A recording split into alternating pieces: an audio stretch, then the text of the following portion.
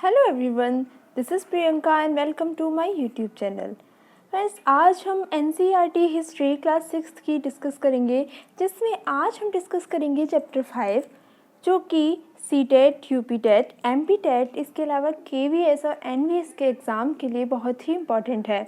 तो चलिए स्टार्ट करते हैं हमारा आज का वीडियो। आज का जो चैप्टर है, चैप्टर 5, इसका नाम है क्या बताती हैं हमें किताबें और कब्रें। तो स्टार्ट करते हैं। देखिए, इस चैप्टर में सबसे पहले बताया गया है कि दुनिया के जो प्राचीनतम ग्रंथ हैं उनके बारे में बताया गया है, और यहाँ बताया गया है कि जो वेद हैं उनकी संख्या कितनी है, 4 है। और वो कौन से हैं, वो है, देखिए यहाँ पर ऋग्वेद, सामवेद, यजुर्वेद और अथर्ववेद। ठीक है, ये हमारे 4 वेद हैं। और इनमें जो सबसे पुराना वेद है वो है आपका कौन सा, ऋग्वेद। ऋग्वेद सबसे पुराना वेद है और इसकी जो रचना है वो कब हुई थी, लगभग 3500 वर्ष पहले हुई है, यानी कि 3500 वर्ष पहले ऋग्वेद की रचना हुई थी और ये सबसे पुराना वेद है। इसके अलावा यहाँ बताया गया है कि ऋग्वेद में 1000 से ज़्यादा प्रार्थनाएं हैं, यानी कि ऋग्वेद में प्रार्थनाओं की संख्या कितनी है, 1000 से ज़्यादा है। और उन प्रार्थनाओं को कुछ नाम दिया गया है, और क्या नाम दिया गया है, वो है सूक्त। तो इन प्रार्थनाओं को जो कि ऋग्वेद में है उन्हें सूक्त कहा गया है। और सूक्त का क्या मतलब होता है, अच्छी तरह से बोला गया, यानी कि सूक्त का मतलब क्या होता है, अच्छी तरह से बोला गया। और ये जो सूक्त हैं या प्रार्थनाएं हैं, ये विभिन्न देवी देवताओं की स्तुति में रचे गए हैं, यानी कि अलग अलग देवी देवताओं को समर्पित हैं ये सूक्त या प्रार्थनाएं। तो ये जो देवी देवता हैं, इनमें से जो 3 देवता हैं वो बहुत ज़्यादा महत्वपूर्ण हैं, उनके विषय में यहाँ बताया गया है। पहला है यहाँ पर अग्नि, जो है आग के देवता। दूसरे हैं इंद्र, जिन्हें युद्ध के देवता कहा जाता है। और तीसरे जो महत्वपूर्ण देवता हैं वो है सोम। ये सोम क्या है, ये सोम एक पौधा होता है जिससे एक प्रकार का क्या बनाया जाता है, खास पेय बनाया जाता था। ठीक है, अब आगे बढ़ते हैं। तो देखिए, इसमें जो भाषा है ऋग्वेद की जो भाषा है वो कौन सी है, प्राक संस्कृत या वैदिक संस्कृत। यानी कि ऋग्वेद की जो भाषा है वो प्राक संस्कृत या वैदिक संस्कृत कहलाती है। और इसमें जो प्रार्थनाएं हैं उनका उच्चारण किया जाता था, ठीक है, और श्रवण किया जाता था, ना कि इनको पढ़ा जाता था। इसके अलावा ये जो वैदिक प्रार्थनाएं हैं ऋग्वेद में, इनकी रचना किसने की थी, ऋषियों ने की थी। ठीक है, तो ये जो ऋषि होते थे ये विद्यार्थियों को इन्हें कंठस्थ करवाते थे। ठीक है, और ऐसा माना जाता है कि अधिकांश जो सूक्त हैं ऋग्वेद के, इनके जो रचयिता थे और सीखने वाले थे, सिखाने वाले थे, वो अधिकांश पुरुष थे। लेकिन कुछ प्रार्थनाएं ऐसी हैं जिनकी रचना किसने की थी, महिलाओं ने भी की थी। ठीक है, अब आगे बढ़ते हैं। तो देखिए, जो यहाँ पर जब संस्कृत भाषा की बात हुई है, तो यहाँ पर ये भी बताया गया है कि जो संस्कृत भाषा है वो भारोपीय भाषा परिवार का हिस्सा है। अब देखिए, भारोपीय भाषा परिवार क्या है, भारत और यूरोपीय। ठीक है, भारत और यूरोपीय से, यानी कि भारत और यूरोप की भारोपीय भाषा परिवार का हिस्सा है कौन सी भाषा, संस्कृत। तो देखिए, भारत की जो कई भाषाएं हैं, जिनमें जैसे असमिया हो गई, गुजराती हो गई, हिंदी, कश्मीरी, सिंधी, और कुछ एशियाई भाषाएं जैसे फ़ारसी, और यूरोप की बहुत सी भाषाएं हैं जिनमें अंग्रेज़ी है, फ्रांसीसी है, जर्मन है, यूनानी है, इतालवी है, स्पेनिश है। ये जो सारी भाषाएं हैं ये किससे ये कौन से परिवार की हैं, ये भारोपीय भाषा परिवार का ही एक हिस्सा है। ये जो सारी जो यहाँ पर भाषाएं बताई गई हैं ये सभी भारोपीय भाषा परिवार का हिस्सा है। अब आगे बढ़ते हैं। अब देखिए, इन्हें एक भाषा परिवार क्यों कहा जाता है, ये यहाँ पर बताया गया है कि इन्हें एक भाषा परिवार इसलिए कहा जाता था क्योंकि आरंभ में उनमें क्या होता था, बहुत सारे ऐसे शब्द होते थे जो एक जैसे से होते थे। जैसे अगर हम संस्कृत की बात करें तो संस्कृत में मात्र, माँ के लिए, और हिंदी में उसे इस शब्द को क्या कहेंगे, माँ, और इंग्लिश में क्या कहेंगे, मदर। तो ये देखिए, जो तीनों वर्ड हैं ये आपस में मिलते जुलते हैं, एक जैसे से हैं, इसलिए इन्हें एक ही भाषा परिवार में शामिल किया जाता है। इसके अलावा अगर हम भारत के पूर्वोत्तर राज्यों की बात करें तो पूर्वोत्तर राज्यों में जो भाषा बोली जाती हैं वो तिब्बत बर्मा परिवार की भाषाएं बोली जाती हैं। ठीक है, कौन से भाषा परिवार की? तिब्बत बर्मा परिवार की भाषाएं पूर्वोत्तर प्रदेशों में बोली जाती हैं। अब आगे बढ़ते हैं। अगर हम बात करें तमिल भाषा, तेलुगु, कन्नड़ और मलयालम भाषाओं की, तो ये कौन से परिवार की हैं? ये द्रविड़ परिवार की भाषाएं हैं। ठीक है, कौन से परिवार की? द्रविड़ भाषा परिवार की ये भाषाएं हैं। इसके अलावा झारखंड और अगर हम मध्य भारत के कुछ हिस्सों में बोली जाने वाली भाषाओं की बात करें तो ये भाषाएं ऑस्ट्रो एशियाटिक परिवार से जुड़ी हुई हैं। तो ये थी भारत के अलग अलग राज्यों में बोली जाने वाली भाषाओं के भाषा परिवार के बारे में। अब आगे बढ़ते हैं और ऋग्वैदिक काल की कुछ और बातें कर लेते हैं। तो देखिए ऋग्वैदिक काल के जो बारे में यहाँ पर नेक्स्ट जो पॉइंट है वो है मवेशी, घोड़े और रथ। तो देखिए ऋग्वेद में क्या है, मवेशियों, बच्चों में भी खासकर पुत्रों और घोड़ों की प्राप्ति के लिए अनेक प्रार्थनाएं हैं। ठीक है, यहाँ पर मतलब ऋग्वेद में घोड़ों के लिए, बच्चों में भी खासकर पुत्रों के लिए और मवेशियों के लिए अनेक प्रार्थनाएं हैं। अब देखिए यहाँ पर घोड़ों के लिए प्रार्थनाएं क्यों है? क्योंकि जो घोड़े होते थे उनको किस काम में लाया जाता था? उनको लड़ाई होती थी, यानी कि जब युद्ध होते थे तो उस समय रथ खींचने के काम में घोड़ों का प्रयोग किया जाता था। और ये जो लड़ाइयाँ होती थी ये किस लिए लड़ी जाती थी? तो जो लड़ाइयाँ होती थी वो ज़मीन के लिए, पानी के स्रोतों के लिए और कुछ लड़ाइयाँ लोगों को बंदी बनाने के लिए भी लड़ी जाती थी। यानी कि जो उस समय युद्ध होते थे उनके अलग अलग कारण होते थे। अब देखिए जब युद्ध होता था तो जो राजा, जो लोग या जो भी थे वो युद्ध में जीत जाते थे, जो भी धन, तो उस धन का कुछ हिस्सा बांटा जाता था। तो वो किस तरीके से बांटा जाता था वो हम यहाँ पर देखेंगे। तो देखिए जो युद्ध में जो धन जीता जाता था उसका कुछ भाग तो सरदार रख लेते थे, ठीक है, कुछ पुरोहित को दे देते थे और उसके अलावा जो बचा हुआ धन था वो आम लोगों में बांट दिया जाता था। तो इस तरीके से धन का बंटवारा होता था। अब आगे बढ़ते हैं और तो देखिए यहाँ पर बताया गया है कि जो कुछ थोड़ा बहुत जो धन बच जाता था वो किसके लिए प्रयोग होता था? वो यज्ञ करने के लिए उसका यूज़ किया जाता था। अब ये जो यज्ञ होता था इस यज्ञ में देवी देवताओं को घी की, अनाज की और कभी कभी क्या होता था, जानवरों की आहुति भी दी जाती थी। यानी कि यज्ञ में घी की, अनाज की और जानवरों की आहुति दी जाती थी। और ये जो युद्ध होते थे इसमें ज़्यादातर पुरुष भाग लेते थे, ठीक है, और इनकी कोई स्थायी सेना नहीं होती थी। यानी कि जो युद्ध करने वाले होते थे स्थायी सेना नहीं थी, अस्थायी सेना होती थी।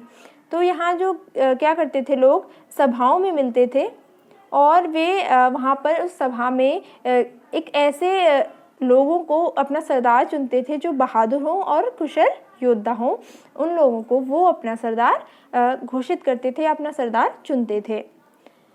अब आगे बढ़ते हैं और यहाँ पर नेक्स्ट पॉइंट है कि लोगों की विशेषता बताने वाले कुछ शब्द, ठीक है। तो देखिए उस समय जो लोगों का वर्गीकरण था वो उनके काम के आधार पर, भाषा के आधार पर, परिवार या समुदाय, इसके अलावा निवास स्थान या सांस्कृतिक परंपरा के आधार पर किया जाता था, ठीक है। तो यहाँ पर क्या है, कुछ शब्द बताए गए हैं जैसे कि दो समूह थे जिनका जो वर्गीकरण था या उनका मतलब डिवाइड किया गया था, कैसे, काम के आधार पर, जिनमें पहला क्या था, पुरोहित, ठीक है।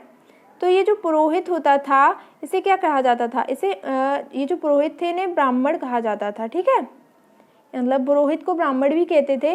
और ये जो ब्राह्मण या पुरोहित होते थे इनका जो काम था वो क्या था, इनका काम था तरह तरह की यज्ञ और अनुष्ठान करवाना, ठीक है, क्योंकि इनका जो विभाजन है वो काम के आधार पर हुआ है। तो जो पुरोहित हैं उनका काम है यज्ञ और अनुष्ठान करवाना। और जो दूसरा है वो कौन है, राजा। तो जो राजा होते थे उस समय के वो थोड़े अलग होते थे, किस तरीके से, तो देखिए ये ना तो बड़ी राजधानी और महलों में रहते थे, यानी कि जैसे राजा की एक इमेज बनाई जाती है कि राजा का एक बड़ा सा महल होगा, उसकी सेना होगी और उसकी प्रजा होगी, तो उस तरह ऋग्वैदिक काल में उस समय ऐसा नहीं होता था। उस समय राजा के पास ना कोई राजधानी होती थी और ना ही वो बड़े बड़े महलों में रहते थे, और ना ही उनके पास क्या था, सेना थी, और ना ही वो अपनी जनता से कर वसूलते थे। ठीक है, यानी कि कुछ डिफरेंट टाइप के उस समय के राजा होते थे।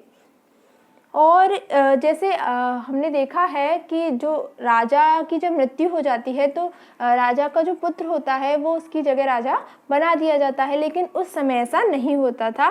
राजा की मृत्यु के बाद उसका बेटा शासक नहीं बन जाता था, मतलब अपने आप नहीं बन जाता था। अगर लोग उनको चुने अपने शासक के रूप में वो अलग बात होती थी, लेकिन मृत्यु के बाद उसको राजा का पद नहीं मिलता था। अब आगे बढ़ते हैं। अब देखिए यहाँ पर ये तो थी राजा और पुरोहित की बात। अब देखिए जो जनता थी या उस समय का जो पूरा समुदाय था उसके लिए दो शब्दों का इस्तेमाल किया गया है। पहला है यहाँ पर जन और दूसरा है विश। ठीक है, तो जो जन का प्रयोग है वो आजकल भी हिंदी भाषा में या अन्य भाषाओं में होता था, और जो विश शब्द है जिससे बाद में चलकर एक शब्द निकला जिसका नाम है वैश्य। ठीक है, तो ये जनता या समुदाय के लिए ये शब्द प्रयोग किए जाते थे ऋग्वैदिक काल में। अब देखिए ऋग्वेद की जो प्रार्थनाएं थी तो उन जिन ऋग्वैदिक काल में या ऋग्वेद में जो प्रार्थनाएं की रचना हुई है और जिन लोगों ने की है वो खुद को क्या कहते थे, आर्य। वो खुद को आर्य कहते थे, और आर्य का अर्थ होता है श्रेष्ठ। और इसके अलावा वो लोग अपने विरोधियों को दास कहते थे या दस्यु कहते थे। ठीक है, यानी कि वो जिन लोगों ने ऋग्वेद की जो प्रार्थनाओं की रचना की वो खुद को आर्य या श्रेष्ठ मानते थे और अपने विरोधियों को दास कहते थे। अब दास लोग कौन थे? दास या दस्यु वे लोग थे जो यज्ञ नहीं करते थे और दूसरी भाषाएं बोलते थे। ठीक है, बाद में दास शब्द का जो प्रयोग है वो क्या हो गया, मतलब दास तो पुरुष के लिए और स्त्रीलिंग इसका दासी हो जाएगा। इस शब्द का मतलब बाद में चल के गुलाम हो गया, लेकिन उस समय क्या था, उन लोगों के लिए प्रयोग किया जाता था जो लोग यज्ञ नहीं करते थे। ठीक है, आई होप आपको इतना समझ में आ गया होगा। अब आगे बढ़ते हैं। नेक्स्ट पॉइंट है हमारा कहानी महापाषाणों की, खामोश प्रहरी। ठीक है, ये ऐसा करके टॉपिक वहाँ पर दिया गया है एनसीईआरटी की बुक में। अब देखिए ये जो महापाषाण कब्रें हैं, तो देखिए महापाषाण दो शब्दों से बना है। महा मतलब बड़ा और पाषाण यानी कि पत्थर। ठीक है, तो जहाँ पर लोगों को दफनाया जाता था ये उस जगह की बात यहाँ पर की गई है। तो देखिए जो महापाषाण कब्रें थी इनको बनाने की जो प्रथा है वो अब से लगभग 3000 वर्ष पहले शुरू हुई। कितने हज़ार वर्ष पहले? 3000 वर्ष पहले शुरू हुई। और इसके अलावा ये जो प्रथा थी वो कहाँ कहाँ प्रचलित थी, तो ये प्रथा दक्कन में, इसके अलावा दक्षिण भारत में, उत्तर पूर्वी भारत में और कश्मीर में ये प्रथा प्रचलित थी महापाषाण कब्रों को बनाने की। और ये जो महापाषाण थे तो इनमें से जो कुछ होते थे वो ज़मीन के ऊपर ही दिख जाते थे और कुछ ज़मीन के भीतर भी होते थे। अब आगे बढ़ते हैं। तो देखिए जो मृतक लोग होते थे उनको दफनाने के लिए खास किस्म के मिट्टी के बर्तन का प्रयोग किया जाता है। यानी कि जब कोई व्यक्ति की मृत्यु हो जाती थी तो जब उसको दफनाया जाता था तो उस मृतक के साथ खास किस्म के मिट्टी के बर्तनों को दफनाया जाता था, जिन्हें क्या कहते थे, काले लाल मिट्टी के बर्तन या ब्लैक एंड रेड वेयर के नाम से भी उन बर्तनों को जाना जाता है। इसके अलावा इन महापाषाण कब्रों में लोहे के औजार और हथियार, घोड़ों के कंकाल और सामान और पत्थर और सोने के गहने भी इन कब्रों से प्राप्त हुए हैं। ठीक है, इसके अलावा यहाँ पर बताया गया है कि ब्रह्मगिरी जो कि कर्नाटक में है, वहाँ से एक व्यक्ति की कब्र में से 33 सोने के मनके और शंख पाए गए हैं। यानी कि जब उस कब्र की खुदाई की गई, कहाँ पर है ये कब्र? ब्रह्मगिरी। और ब्रह्मगिरी कहाँ है? कर्नाटक में है। तो वहाँ पर एक व्यक्ति की कब्र से 33 सोने के मनके और शंख मिले हैं। अब देखिए यहाँ पर मैप में हम ब्रह्मगिरी देख लेते हैं। तो देखिए इधर है यहाँ आपका ब्रह्मगिरी, ये देखिए ये है ब्रह्मगिरी जो कि कहाँ है? कर्नाटक में। यहाँ से एक व्यक्ति की कब्र से 33 सोने के मनके और शंख प्राप्त हुए हैं। अब देखिए नेक्स्ट है हमारा इनाम गांव। तो इनाम गांव में क्या है, एक विशिष्ट व्यक्ति की कब्र मिली है देखिए पहले हम मैप में इनाम गाँव देख लेते हैं कहाँ पर है। ये देखिए थोड़ा सा जूम करके हम इसे देख लेते हैं। इनाम गाँव ये रहा आपका इनाम, ये है महाराष्ट्र में, ठीक है। अब थोड़ा सा इसके बारे में जान लेते हैं।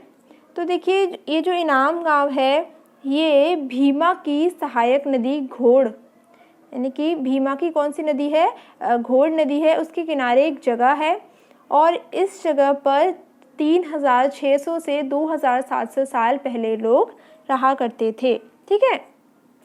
यहाँ पर वयस्क लोगों को, यानी कि जो बड़े लोग होते थे, उनको गड्ढे में सीधा लिटाकर दफनाया जाता था। उनका जो सिर होता था वो किस तरफ होता था, उत्तर की तरफ, और कई बार क्या था उन्हें घर के अंदर ही दफनाया जाता था। इसके अलावा उन लोगों के साथ कुछ बर्तन भी दफनाए जाते थे और शायद ये वो बर्तन रहे होंगे जिनमें वो लोग खाना पानी उनको रखकर उनके साथ दफनाया जाता था, ठीक है।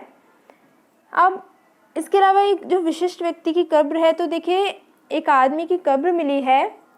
उस आदमी को 5 कमरों वाले मकान, यानी कि एक ऐसा मकान जिसमें कितने कमरे हैं, 5 कमरे हैं, और उसके आंगन में 4 पैरों वाले मिट्टी के बड़े संदूक में दफनाया गया था। देखिए कुछ अलग सी ही डिफरेंट सी बात है ये कि 4 पैरों वाले मिट्टी के बड़े संदूक में उस व्यक्ति को दफनाया गया था।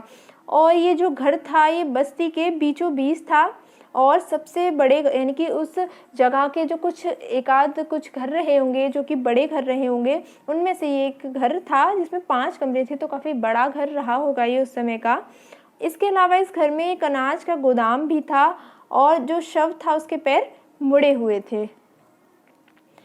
तो फ्रेंड्स ये था आज का वीडियो और हमारा आज का चैप्टर यहीं समाप्त होता है। आपको अगर वीडियो पसंद आया हो तो लाइक और शेयर करना ना भूलें और मिलेंगे एक नए वीडियो में एक नए टॉपिक के साथ। तब तक के लिए thank you so much and good bye.